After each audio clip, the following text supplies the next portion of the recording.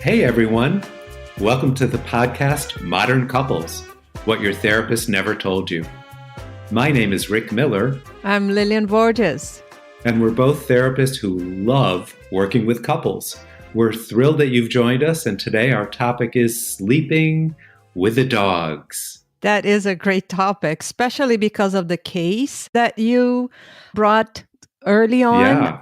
So could you explain the case a little bit? Absolutely. This is a good one. So it's a male couple that I've been working with, and I've been working with them for a long time, and I finally found out that, drum roll please, they're sleeping in separate bedrooms, and one person sleeps with one dog in his room, and the other person sleeps with the other dog in his room.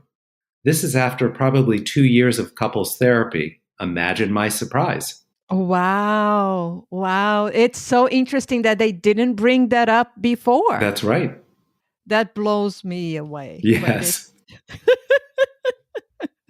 But I could, just by that, I could predict that that couple has issues around intimacy, disconnection, and or sex. I think I knew that they weren't having sex and that it was an issue. Surprise. Surprise, right? This is why I get the big bucks, right? Exactly.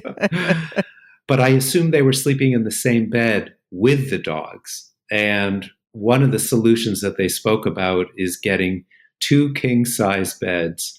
So both of them and the dogs can fit into the bed together. But I'm just going on what you're saying, Lilian. And I think there's something to be said about exploring why they prefer to sleep with the dog rather than each other and what it means. Yes. It's so interesting because there are things that we do that connect us to others and our partner. And there are things that we do that distance ourselves. And sometimes we are not very, very attuned to those things. We make decisions. We do not pay attention to the connection. We do not pay attention to the relationship. And then we complain that we don't have enough intimacy. We do not have enough sex. What's going on? But then we just continue making decisions like sleeping in separate rooms. Right. Do not paying attention to rituals to sleep, making our partner feel desired or wanted or important. These are important things to pay attention to. They are. And one of the things I ask couples when I work with them is, do you go to sleep at the same time every night with each other? Or do you go to sleep at different times? And what is the ritual? And do you wake up at different times? And I find it interesting that couples who go to sleep at the same time, even if they're next to each other and reading or watching TV, have a connection where they're kind of in the world together, joined in a way that's kind of nice, and they wake up at the same time. And there's something ritualistic and reinforcing about that kind of thing. Although waking up and looking at my dog is a favorite activity of mine. Does Oren get jealous of that? Well, he's not nearly as cute. So, so I have Oren on one side of the bed, and then my dog sleeps on her own dog bed on the floor on the other side of me. And there's something so comforting about waking up and seeing her sleeping peacefully and soundly. But I guess we should get back to couples. We are talking about connection. Yes. And we are talking about attachment. Yeah. And we do create attachment to our pets. Yes. And sometimes because our pets are not demanding, they love us unconditionally. They're so it's so sweet. much easier. Yes. Sometimes it's so much easier. It demands less from us. So it's easier to sleep with the dogs than sleep with your partner who can snore, who have different sleep patterns. It might have restless leg syndrome, insomnia. Absolutely. And might so much harder to negotiate than your pet. So I think you said the important word is negotiate. It takes a lot of negotiation to sleep together. Couples have to get used to each other, to the movements, the sounds.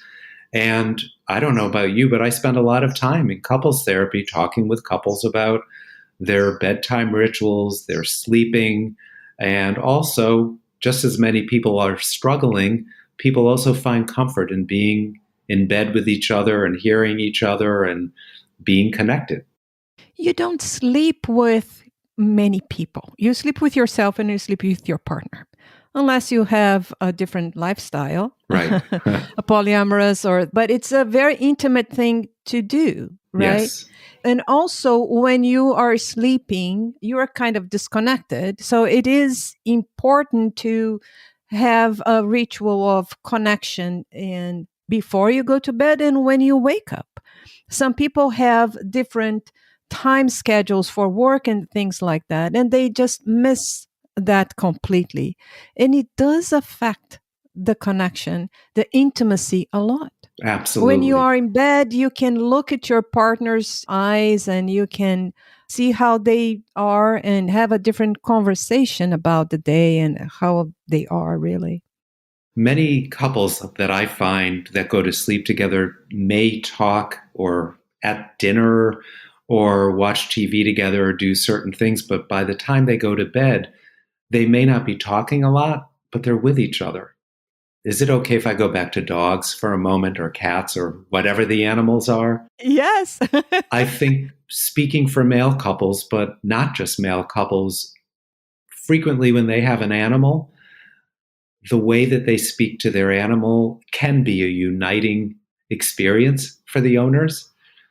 Baby talk, sweet talk, talking to the dog while still communicating to the spouse through the dog or the cat. And some couples enjoy the ritual as a way of being close without having to get too close to each other. Yes. Interesting that you said without having to be too close to each other. I find that interesting comment. In what way? Don't know what you. Oh, because what does it mean to be too close? You're talking about a little bit of how comfortable one person is in closeness with or a connection with the other. That's Some right. people feel uncomfortable when it's too close, and That's some right. people would feel uncomfortable with too distant. And what does that mean for each couple? That is interesting. They might use the dogs or the pets somehow to create that distance or that safety Yeah. in connection with their partner. One of the things that I love to do on Zoom in couples sessions is watch how couples treat their animals during the sessions. And frequently there'll be the dog either in between the partners on Zoom, or one partner who has a hard time expressing himself will be patting the dog throughout the session. And it's so endearing and so sweet. And I'll say, it's interesting how attentive you are to the dog and able to connect, but it's so much harder for you to do that with your partner. Oh, I love that. The good intervention. So it shows them that they do have that. It's somehow in the relationship, they don't feel that they can express that Yeah. so as freely and ask the couple why. Why is that? And male couples, I mean, it's probably safe to say that two men who grew up as men have a bigger struggle being emotionally connected to each other and may be comfortable with a greater distance with each other, hence the comfort of the dogs. Yes. But we have to understand that love is not enough. What do you mean? Love is not enough to sustain a relationship. Sometimes if you're loving towards your partner, sometimes you feel angry. Mm-hmm. So Yeah. love enough to sustain a relationship for many years. Mm-hmm. And knowing that there are things that we do that connect us to each other. And what are those things, right? Those rituals that you are describing, the small little texts that you go back and forth, or that That's right. that you call your partner when you go travel, or those things that you feel connected, that makes you feel connected to your partner and your partner feels connected to you. So what do you do? What are the things that you do in partnerships that are your rituals, and are there animals involved? I never had I had a pet. I don't have pets. My parents didn't allow me to have pets, so I didn't Oh, grow up with them. And I just don't have that. you don't know what you're missing. I know my daughter keeps telling me that I should get, my sister says that I should have a cat. I said, I do not want to turn into a cat lady. So How about a dog lady? I might be. But so far, I don't have it. But I do like keeping small connections throughout the day. Wonderful. Texting emojis, I'm thinking about you, Hmm. or I'm leaving the work right now, or what would you like for dinner? Could you stop at the supermarket and get this from me? So throughout the day, I know what's happening with my partner. He know what's happening with me.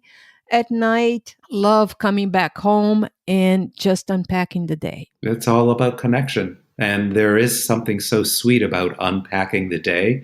And it makes me think about a couple I saw this past week that don't spend enough time doing that. And that was my intervention. Have dinner and talk about your day. It sounds so novel. And it was such a great difference for them. And they don't have a dog. I told you about some things that I do that makes me feel connected. One of the Yeah. things that we do that makes us feel disconnected, I know one thing. For me, it was such a betrayal when he watched Game of Thrones episode without me. I was just so Ah. pissed. Oh, that's I was just like, interesting. this is something that we do together. How dare you watch this with someone Absolutely. And we else? can do a whole episode about TV shows. Yes. Well, one of the things that Oren will do is walk away from a television show if he doesn't like it when we're in the middle of watching it. And I'm like, hello, I'm here. Yeah. Communicate with me. Tell me. Right. Yes. One of Yes. one of the rituals that we have in going to sleep though is sleeping with the dog. The dog doesn't get to sleep with us, but the dog gets to be in the bed with us before we go to sleep. So she'll be in between us, and frequently I'll say, look at her, she's so cute, she's so adorable. And then we send her on her way. And then we cuddle and hopefully go to sleep. Oh, nice. That's a Yeah. very good ritual, ritual. Yes. Do you think that the connection would lead to more sex? Or do you think that couples need novelty and different things to still keep the spark sexually? I think that the connection that leads to sex, particularly in long term relationships, is just that very thing.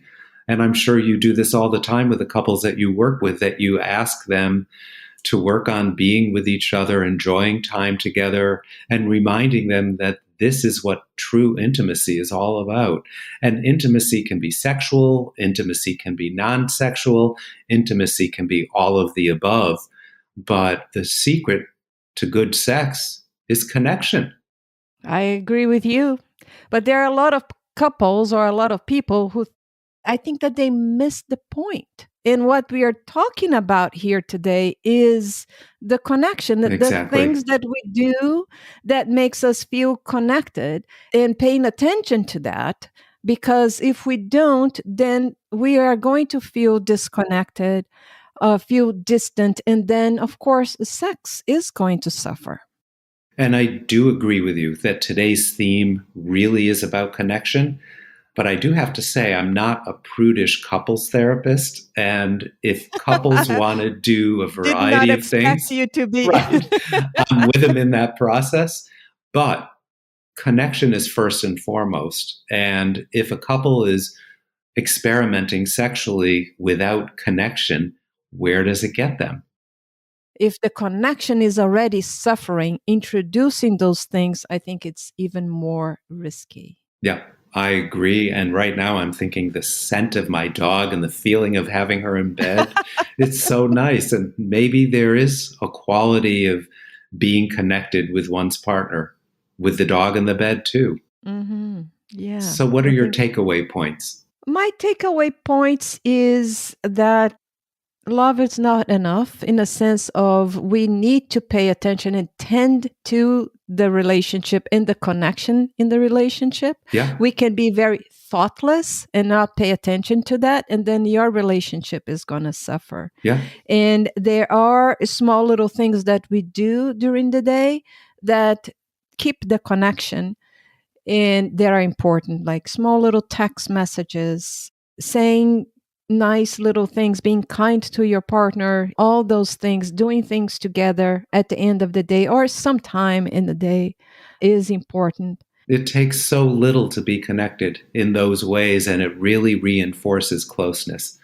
I wanted to add my takeaway, which is establish a bedtime ritual. And if you can, work on going to sleep at the same time. And as I say to my couples, you don't have to be doing anything incredible, just be next to each other. And if you're both reading or both watching TV and you're in sync with each other and you turn off lights at the same time and you go to sleep, it just feels really, really good. Yes. I think we're good to wrap up, and thank you for joining us for the Modern Couples podcast. And it's been great to be here. Thank you, Lilian. Thank you. See you next time. Take care. Take care.